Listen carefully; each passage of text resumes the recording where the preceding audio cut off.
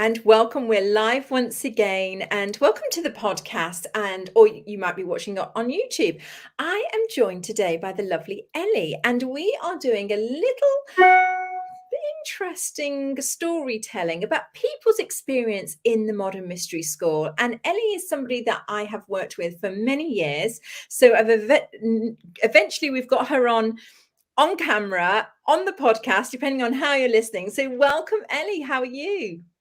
Thank you for having me. I'm fine, and I'm very happy to be with you today. Lovely. So, Elli, I know we're only going to have 10 minutes or so. So, let me ask you, can you tell us a little bit about yourself pre-finding the mystery school, then how, what tools you used, when you found the mystery school, and then how you compare your life now to before? What's the difference? Would you share with us? Yes. So I used to be an actress. I mean, I'm still an actress, but I didn't work in this field since a while because I had other things to do in between. I will tell you now. It was a really beautiful profession. I was very honored that I was allowed to serve on stage with very different experiences. It was never boring. I met interesting people. I played interesting roles. It was a bohemian life, and it was beautiful. And I also was quite successful. I played on small stages but big roles. What I missed was connection to myself. Maybe also because of playing that much roles, I forgot myself completely. And in addition, I was a person in my childhood and in my teenager years that was not so confident. So this is maybe also a reason, beside of my talent, of course, that I was searching this stage profession, because this was a place where I could play a role instead of being myself. And the other thing was that I was not living very healthy. I was always in a rush. I was in this bohemian life with not a lot, but with alcohol and smoking cigarettes all the time. And I had colleagues there I mean, I was in an environment that was not so healthy and not spiritual at all. And I didn't take care of myself. And then there was some point in 2012 where where the head of my theater, I've been changed, and this I took as opportunity to get off and make a break. And then I went back home to my hometown, Munich in Germany, and I was diving in some Kabbalah teachings online. And then I met a friend. Then I moved to Berlin, and then I met a friend on Facebook again, who I get to know in 2009 already in Israel. And she is my friend, and I trusted her from the beginning. And she said, "Oh, you're studying Kabbalah. How interesting. Did you have an initiation yet?" And I was like, "What's an initiation? I don't know what it is." I knew this term initiation more in a bad way, to be honest, because people were talking about Reiki, that you get some initiations there and it maybe manipulates you, and it's better to stand for yourself and make your own, So I was a little bit like, what's this? But at the same time, because since I was in the school, and then also with the theater playing, I was very interested in mythology in general, and I also played a few pieces that ancient pieces from the ancient Greeks. So I was very interested in mythology, and therefore I also was interested in these secret orders that established during the centuries, and I knew it's secret and you never can go in there, and it's, you know, it's something that is far, far away. And this triggered me a lot. And I was so interested when I was get told about the mystery school, and that this is actually a mystery school, that you can enter and you can receive these ancient teachings. Um, and so my path was very quickly.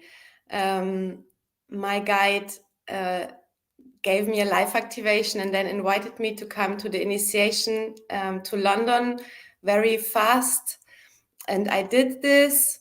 And afterwards, maybe only 2 months later, I did the second initiation, which is called Healers Academy, where you learn to give the life activation.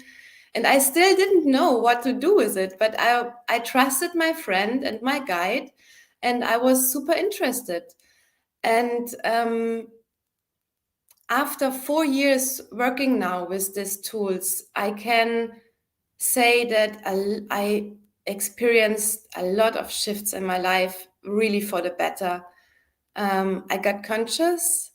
I know more and more who I am and what I'm able to do. And I didn't know this before. I mean, I had a beautiful profession, and I also enjoyed the stage life, but I didn't have the feeling that I can decide what I do in this world. I didn't have the feeling that I really have the ability to shift something great, or to flow in a kind of abundance spiritually and physically. I was I was so I was in such a box. And now I'm definitely out of the boxes, and I think the main key is trust, and also trust in the modalities, trust, but also in yourself, and of course discipline and consistency, because all the magical tools we receive, it's like a handicraft. It's a muscle you have to train, and you have to do it every day. And this is exhausting, but also beautiful, because it works for everybody. You just have to stick with it. And I got much more healthier, because I started to care of myself, of my physical body, more and more. And I almost managed to quieten my mind, chattering all the time and taking me away from the really important steps in my life. And this comes together with the trust, because my mind was always telling me how to do it. And with quieting the mind at the same time, there comes the only chance that you have to trust your way, in a way. Otherwise, you cannot step out of your mind. And this is what I'm figuring out still, but I became much better in this. And also this kind of abundance flow, in a way, either spiritually and physically, that I achieved things I never thought that I may achieve in my life. I raised my own business with the healing modalities. I'm hosting the Modern Mystery School when my guide is coming to Berlin, and giving classes here. And this is also something, it needs organization, and it needs a strong hand also with marketing and with organizing and with keeping holding arms behind it, in a way. And it works, and this I didn't thought. So I'm surprised in a positive way. Yeah. My goodness. And it's been a pleasure to, watch your growth and just Yeah. see it all. I mean, it's been phenomenal. And I know that you serve so many, and I know that you help and shine the light to so many, and you're always doing it with a smile on your face. So that's always a good, it's always wonderful to see. So it's always such a pleasure to work with you, Elli, and I know when you come over to London, and you're always there to help and assist us. So it's been amazing to watch you, and just and it's impressive because yes, you had this successful career, and I think that's a testament to what we do. There's people aren't or people come to us for very many different reasons. We have people who are very successful in what they do, but they still find that there's something missing, or there's something that they want to connect to further, or they want to explore, or they can't quite explain it. And so thank you for sharing with us your story. And I know we're going to get you back on soon to give you to do top tips. Yes. So we're going to have you back on soon. So thank you so much. Yeah, I just want to add one sentence.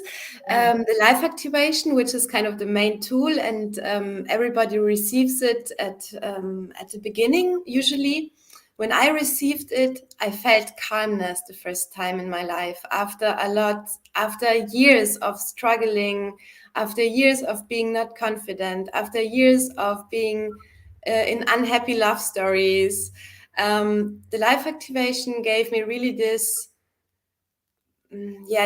pause in a beautiful way, that I just calmed down and felt happiness coming from inside without any outside searching things that are making me happy. So I was able to feel happiness from inside the first time after I was a baby, most probably. Yeah. Wow, what a testimonial that is. And I know so many need that right now. So thank you for adding that, because I know that will reach a lot of people out there right now. So thank Yes. you. Lots of love, and Lots of love to London. See you soon. Thank you. Bye bye. everybody. Bye. Bye. Bye.